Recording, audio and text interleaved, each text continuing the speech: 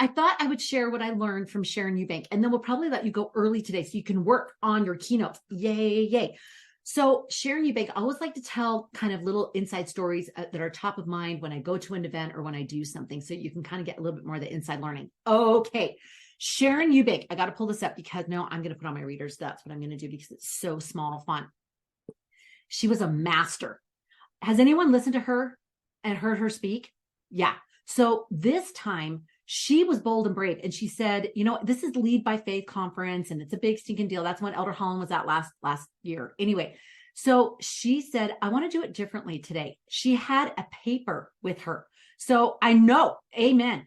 She had a paper with her. It wasn't even all, she had slides, but she had a paper with her and it had all the quotes that you could tell that she was kind of like wanting to add in or kind of maybe last minute or that she had changed her mind or whatever. So she was standing in front of everyone in that JSB auditorium and had this paper, which I thought was good. That was bold. So there you go. Hold the paper. Second thing is she said, I want to do this differently. And that caught everyone's attention. Who's her audience? It's these students. It's mostly students. Yeah, there's adults there and deans from different colleges and stuff, but it's mostly students. And she's like, I want to do a discussion today. Now, why is that a brave choice? Because they might not know where it's going to go. Yeah. Yes.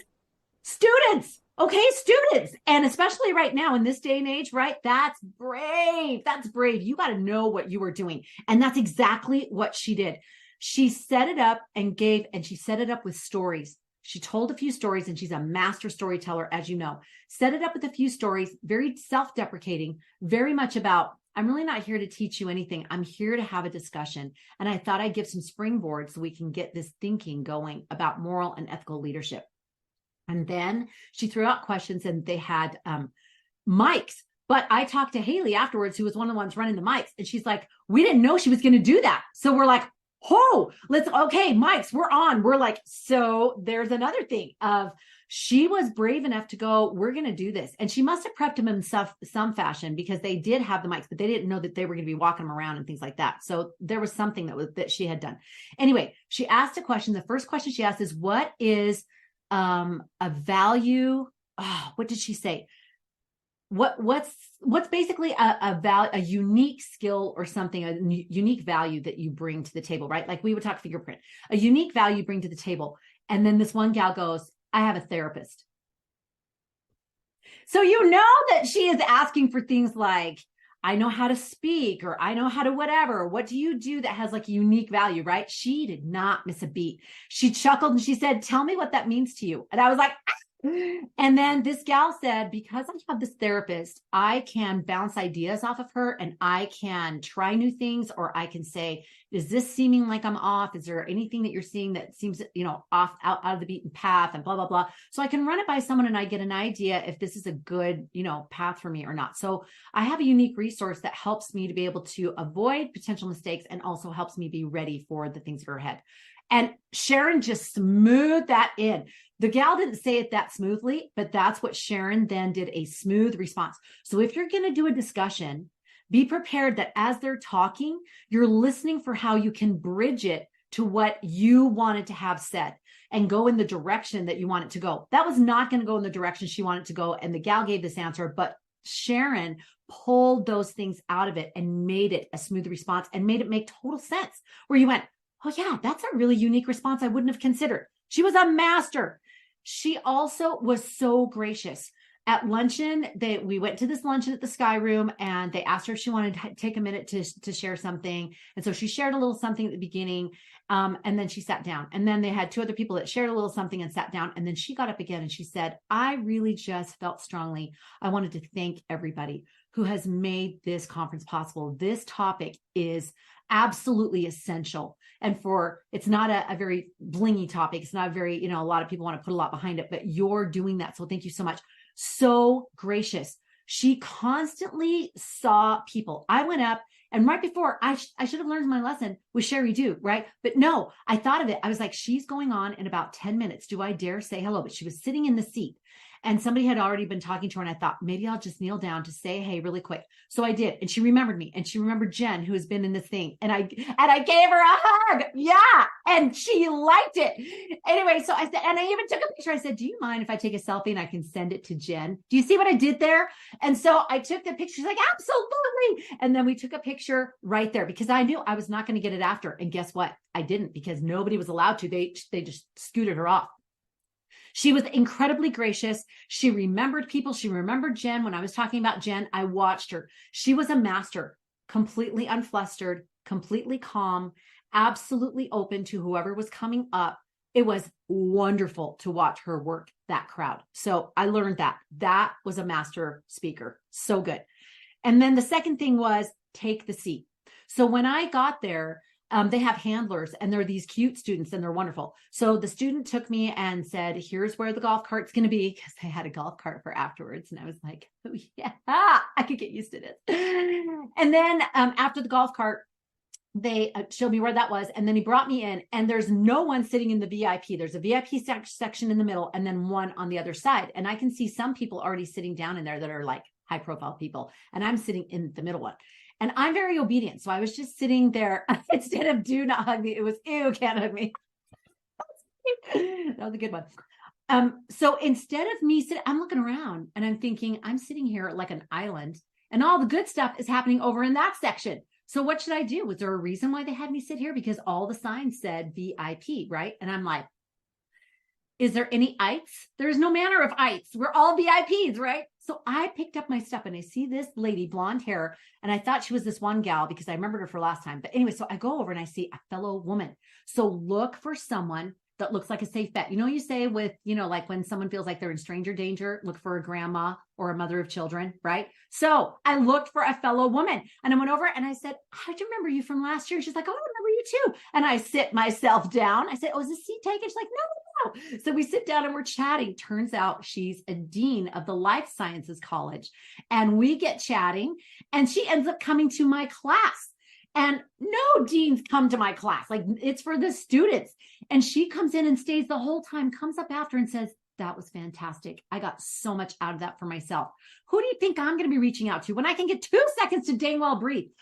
I'm reaching out to Laura and saying, hey, I had such a great time. Just wondered if you ever need someone to talk about purpose and leadership or whatever. And I'm going to look up life sciences and see what they talk about so I can offer something to put in there. But take the seat, go and find that better location and don't be afraid to step into that space and be in that professional mode. You better believe I'm talking with high profile people and I needed to talk professional. There's no time for giggling and whatever. Still be me, my personality, but having that professional hat on. And I'm thinking all the time, how can I get, that's right, take the seat. How can I get an opportunity? Not that I'm not trying to use people, but how can I connect and network so that I can bring something back to my women and so that we can keep moving this forward. Then the next one is the divine networking. Okay. So when I get there, there's Bridget Madrian, Dean Bridget Madrian. And I know her because a couple of times before I've had interactions. The first time that I met her, it was at BYU Management Society. And I go in there, I'm the only one, I get there early enough. I'm the only one that's there. And none of the people that are in charge of the event, it's in the JSB, beautiful, the Just Smith building downtown. And I go in there and no one is there. And then here comes the guest speaker. Now I had hardly even known who it was. I glanced at it and I was like, who is this? Who is this? I'm the only one there. And I'm like the representative. So I go up and say, hi. I was like, Bridget. And she's like, sure. Yeah. Realize later she's the dean of BYU Marriott Business School. You don't call her Bridget, especially when you just met her. I died. I was so embarrassed. And then I went to go find her a mic and then I just walked around asking people for things like that. And she was waiting for the mic. Not my best time. So I try not to remind her of that. Anyway, so I met her a few times. So I thought, ooh, I should go up and say hi to her. Well, she comes in right near when everyone's getting ready to start. I'd already done something with Sharon Eubank and I'm like, well, I'll just try to reach her next time. But after we got done with lunch, I got in a golf cart again and just my very own, and they drove me back. And so I didn't get to say anything. I was like, dang, I missed connecting with her because I want to talk to her about interns and about this podcast. I wanted to talk to her about this podcast for moral and ethical leadership. What a bridge. Exactly. I felt like the biggest idiot. She was so gracious. So I go in and I'm teaching my class, and I need to go right after to go back home and pick up my little guy. And these are the realities, right? Guess who comes walking into my classroom at the end of my class? Guess who's teaching their class in my classroom? She walks in and I'm like, what? So I said, hey, we had literally a 2-minute conversation. That's all we had time for. She's getting her stuff set up. I'm pulling my stuff out. And I'm like, hi, I don't know if you remember me, BYU Management Society. I just mentioned the society. And then we had you speak for one of our conferences. And she was like, oh, yeah. And she's putting her stuff in. And I said, yeah, I actually, she's like, how do you know the moral? And I said, oh, Dr. Jeff. I said, I asked him to be on my podcast interview, because I do a podcast. And I said, we actually been talking about a podcast for moral and ethical leadership. And she goes, well, have you checked out the one that they do at the Marriott School? And I was like, what? She said, yeah. She said, this is all what she's putting her stuff in. You should reach out to Mariana Richardson, because they've got a student-led one. And I actually asked them about that for Christ-centered leadership. And I said, is it okay for me to go ahead and reach out to her? And she goes, sure, you bet. You can use my name. This is all in 2 minutes of her getting set up and me pulling my stuff out. Divine networking. The Lord was so good to me. And then in flow, that whole idea of go with an intention in mind. When you go speak at a conference, it isn't just about, I've got this presentation I've got to do, and am I doing all the right points, and do I have all the slides, or have that? That should be the night before or the morning of. When you're there, have an intention of what is it that I need to do, or who do I need to meet today, and have that prayer and that intention. So have the prayer, but still have the intention of, I'm looking for it, right? Who is that? So I go into lunch. And I had emailed this gal that I've talked to, that's Dr. Jeff's. There's 3 of them in the whole moral and ethical thing. And it's Sue and Jeff, and then this other guy. Oh, what's his name? Alec, I think. Anyway, so I emailed Sue like right before I go into lunch. And I'm like, are you at this conference, by the way? I'm just wondering, because we've never met in person. We've only done one Zoom. So I sit, they lead me to my table, because it's all by numbers. I sit down and there's this student next to me. And I'm like, hey, how you doing? Blah, blah, blah. And then I see this blonde on the other side. And I'm like, huh. So I lean over and I go, hey, my name's Connie. And she's like, yeah, I'm Sue. I was like, what? We've only done one Zoom. So I didn't remember what she looked like. It was like 4 months ago. It's the exact person that I was hoping that I could talk to. And we end up at the same table. And I said, this student, I said, do you mind? We're 2 old ladies who want to talk to each other, and I don't want to talk over you. It's no disintended. He's like, absolutely. So she moves over. I said, do you want to come sit over by me? Like 5th grade. And she sat by me. We got done. The reason why I emailed her was like, we need to call and talk about this podcast potentially. We sat and talked about what that could be, who else I could reach out to, what it could look like. She said, get something worked up. That would be a good way to work it, blah, blah, blah, blah, blah. So my intention for the day was this podcast, and the Lord made this in flow that I talked to exactly who I needed. At the end of that experience, I had 8 tender mercy touch points, right down to the, I need to go now, but I don't have time for pie. And I started to walk away, and Haley, who was one of the people in charge of stuff, she was like, oh, you got to have time for pie. I said, I got to make it back to my class, and I only have 15 minutes, and I got to get tech. And she's like, you've got to have time for pie. She's like, and I was talking to someone, I said, I wonder if they have a golf cart. She had bionic hearing, said, we have a golf cart for you. Got me in the golf cart. I leave to lead the thing. I leave my class. I'm walking out. This man is standing there wanting to talk to me for a minute. Just happens to be standing there holding a cell phone like he's looking. And then I happen to walk by, and he goes, hey. And I'm like, hey. It wasn't like, hey, I've been looking for you. Just, hey. We get talking. Turns out he's Brad Agel. He's the dean of like this thing that he's an icon at BYU. We get talking. He goes, oh, I looked you up. He was in my class. I thought he was some old man. He was in my class, and he said, I looked you up on the website. He said, I go to classes. I think there might be a master teacher there. And he said, you're terrific. So he's another one I can reach out to see if I want to come in and speak. And then I turn around, and there's a table behind me, and it's the students that are kind of helping hand out lanyards and stuff like that. And I go up to one of them, and I say, just checking if there's one more golf cart. She's like, I'm so sorry. There isn't. But she leans underneath. She brings up this white styrofoam container, and she said, but Haley left this for you. She wasn't seeking me. I didn't know there was anything for me. I open it up, and what do you think it was? It's pie. So I email her and say, thank you. I take a picture with me and the pie, and I email it to her and say, thank you. Wrapped that whole experience with a bow. Can you see how those things were working all in my and our favor? Okay, I want you to share just one thing that stood out to you about all of those things that happened in that conference. Anything that's a takeaway that you want to remember? I'll go. The biggest thing for me is to be completely ready so that you can be open for those opportunities that day. That's exactly it. Be ready and open. Make sure your outfit looks good and you're not worried about sweat tacos or anything. I wore an outfit that my daughter helped me put together and I felt like a boss. And I just did the dang as I'm walking. I had this Calvin Klein little camel colored short jacket on and I'm walking and doing the thing. And you know what? I had people come up and saying, your outfit is so good, like so cute, so spot on. Those colors, man, I was not worried about anything else, which I have been in the past. I made sure that I wasn't focused on me. That way I was focused on where does the Lord need me? Chelsea, anything?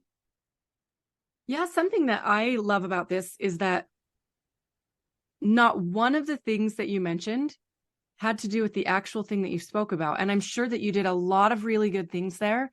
But I feel like a lot of times what the Lord needs us to do is out around the edges of like the keynote is what took you there. But there were so many other things that he needed you to do and needed you to be able to receive. So it was good for you, like Melissa was saying, like to just be open to those things and to not just get so focused on like, I need to make sure all the details are ready or whatever, like to just be prepared and to have your head up. You're looking around, you were observing people, you were reaching out to people, and it can be uncomfortable if people aren't a type A personality, but I mean, even if you're quieter and you're just observing, the Lord can still make those kinds of things happen for you. But there's so much more than just the keynote that goes into giving a keynote. Absolutely. I love that. I'm going to put that down. There's so much more to giving a keynote than giving the keynote. Yes. Or did you say doing a keynote than giving the keynote? That I love that. It's so true. Sarah, did you have anything? Are you still right in the middle? Oh, I love being bold and not turning inward or shy. I will tell you flat out honest. Most of the time I felt completely awkward. I really did. I had to almost make myself like I can generally do it more once I'm in the groove and do it. But I feel like a seventh grader with my cafeteria tray. I really do. Like I'm walking into that luncheon and all I know how to do, and this happens every month with the NSA luncheon. You got a bunch of men at the table, no offense at all, and then a woman. And they're all topping each other. Oh yeah, well, I got this ATV, this blah, blah, blah, right? And I can't even get into this conversation. So what do? I ask questions. And 2 months ago, we had a man there that came in and he talked, and then I asked him some questions and he just opened the floodgates. And it really was a tender, amazing discussion. And I will say this to you and take it with a grain of salt, but he turned to me after and he said, she is a master at questions. She knows how this is done. And that's how you do it. You ask good questions. I was simply awkward. And so the only thing I need to do is like ask a question to get them talking because I don't even know where I fit at this table. So that is a tip and a tool that I have used over and over. I immediately ask questions. And then I'll even say, I'm sorry, I hope I don't sound like a reporter, but I really do want to know. And I do. I ask questions that I really do want to know. So that's something to consider because a lot of this, I really would rather just sit down and not have to put myself out there because it's embarrassing, especially like I asked 2 different people if they were so-and-so and they're like, no, I'm not. I asked this one guy because Henry J. Eyring was there and he looked just like Henry J. Eyring probably should. And it's just like asking someone if they're pregnant, you know not to do it, but you can't not do it. And I said, are you Henry J. Eyring? He goes, no, but that is the best compliment I've had all day. And when I kept seeing it was Richard Osgathorpe because I knew I'd seen him before. And I was like, every time we saw each other, I was like, yeah, but you're a dead eye for them. You're just a dead eye. And he's like, yeah, I know. And then at the very, very end, when I was walking out, here comes this man, spitting image of President Eyring, the bald, round glasses, looks like him probably 20, 30 years ago. I'm not kidding. And he's probably 65, right? And he's going like this. And I was like, oh, it's him. And I restrained myself from taking a picture. I really did. But I just introduced myself. I said, are you? And he said, yes, I am. And I said, can you please just pass to your father these thanks and gratitude? And I said, and to you and your family, because it's a family deal when someone is in that kind of position. So thank you so much for doing that and all that you allow him to do. Anyway, it was tender. And the last thing I want to bring up is, unless Sarah or Tanya, if you have something you want to share, the thing that that takeaway for me was be embarrassed, be awkward. It's okay. We laughed about it. And I learned not to say, are you so-and-so? And say, oh, can I get your name again instead? Which is something you learned 20 years ago. So why did I not stick with it? I don't know. But it was the relationships It was me saying, thanks for the pie and emailing that. That's taking the time for that. It took time. It took a second to make sure that I did that, even though I had to get back and pick up my son. But taking the moments for those, and with those students, one of the gals came up afterwards and wanted to talk to me. Now I had to fly out of there, but I stood and I talked to a couple of these ladies, and they had sweet things to say. And they said, I want to connect more. Where can I reach more of you? And a couple of them, I gave them the, website and said, here's how you can do a discovery call with me /apply. And I didn't think more of it. Well, one of them has made a discovery call for next Monday, and she's an older looking mom. So I was like, there you go. You just never know. The Lord will position people where he needs to. And I love that you made that point. There's so much more to doing a keynote than giving the keynote. I love that. That's going to be a new ism. Love that. Ladies, thank you so much. Go a little early and work on your keynote. And if you have any questions, go do that photo shoot. Ding, ding. You're looking fabulous, my dear. And have fun. And if you have any questions, Marco me. Okay. I love you all. Good luck.